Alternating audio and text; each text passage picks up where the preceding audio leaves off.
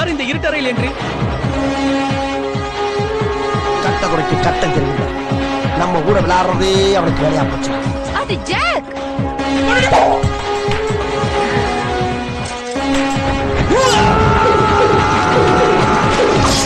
இன்னைக்கு முடிவு பண்றா இந்த கைப்புள்ளையா அந்த கட்டதுறையான்னு.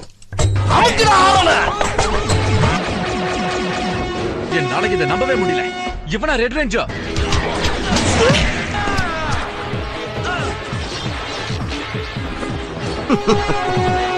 உங்களை எல்லாம் பார்த்தா எனக்கு பாவமா இருக்கு.